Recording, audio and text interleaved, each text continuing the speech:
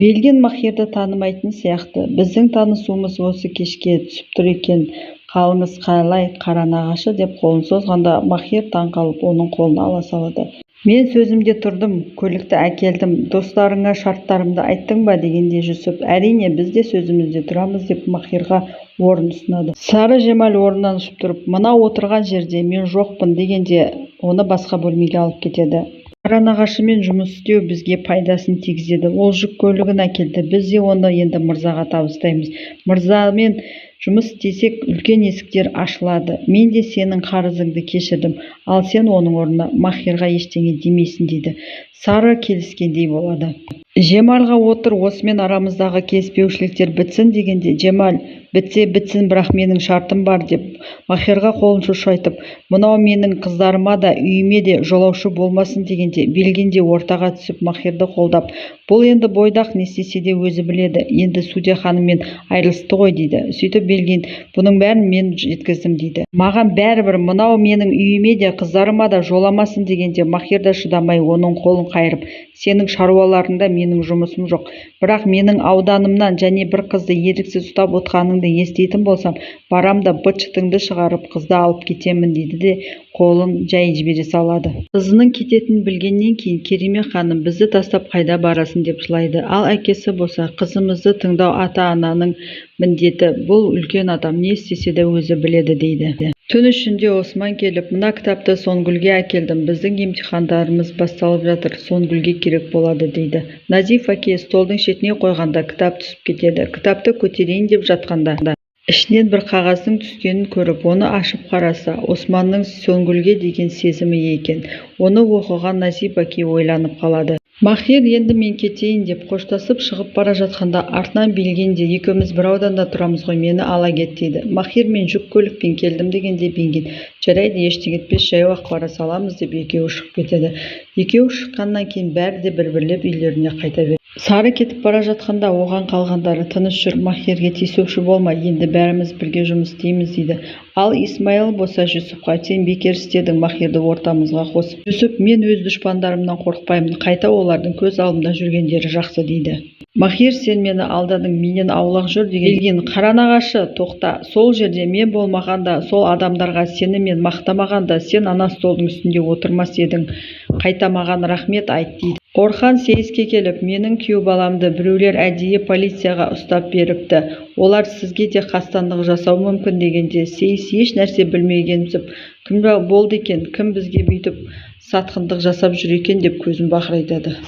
Назиф әке Ясинге телефонмен хабарласып, ертең келме, Сонгүлді өзім оқуға шығарып саламын дейді де Сонгүлге кітапты береді. Османның жазған хатын оқып, Сонгүл қуанып қалады. Сары жыланға келіп, бір адамды өлтіру керек дейді. Кім деп сұрағанда, Махир, яғни қара нағашы. Өзің неге өлтірмейсің дегенде, жоқ, маған өлтіруге болмайды, біздің арамызда келісім бар дейді. Қара нағашыны жолдан алсаң, саған үлкен мүмкіндіктер пайда болады, бізбен бірге жұмыс істейсің, ар жағында мырзамен де танысасың дейді. Әкесі мен інісіне тісіңді қайрап жүредің ғой, міне саған енді кек алу. Жылан Сарыға, Махирді қалай өлтірейін, оны бауыздап бірден өлтіре салайын ба, немесе жыландарымның ортасына тастап, олар уын шағып, ол қиналып, азапталып өлсін ба дегенде Сары, қалай өлтірсең солай өлтір, ол сенің шаруаң, бірақ ертеңге дейін Махир өлетін болсын деп кетіп қалады.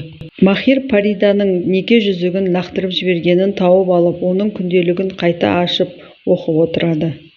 Фаридалар үйлеріне келгеннен кейін анасы әлі жылап жүрген болады. Қызым, сен қалай кетпекшісің, бізді тастап дегенде Фарида, ана, бұл менің шешімім деп бөлмесіне көтеріледі.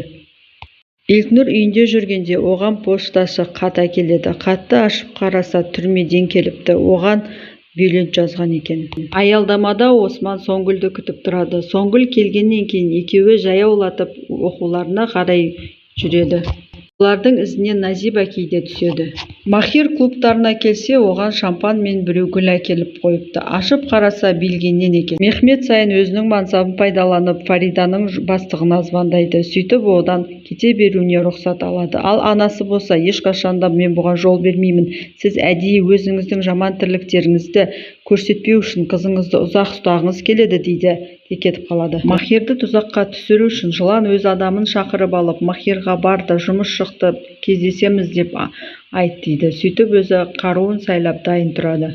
Белгиннің жұмысына келіп, оның гүлі мен шампанын қоса ала келеді. Міне гүлің, міне шампаның, маған ешнәрсе керек емес деп Махирдің келетінін білген 2 бокал дайындап қойған екен. Осы уақытқа дейінгі танысымызды, сүйісімізді бәрін де ұмыт. Енді біз серіктеспіз, сол үшін Махир кетпейді, бокалды алады. Мен шампан жақсы көрмейтін едім деп бокалды жерге қойып, өзі кетіп қалады. Сейіс тағы да Илкнұрдың үйіне келіп, оның үйінің сыртынан қарап отырады. Илкнұрдың үйден шығып бара жатқанын көріп, ол машинамен арқасынан жайлап жүре бастайды. Суна Фариданың кететінін біліп, сенімен кеш таныстым және ерте айырылып бара жатырмын, өтінем кетпеші дегенде Фарида, менің амалым жоқ, кетуім керек дейді. Махир Далян ағамен әңгіме айтып отырған кезде жыланның адамы келіп өз хабарын жеткізеді. Махир да жұмысымыз басталды деп Далян аға оған қуанады.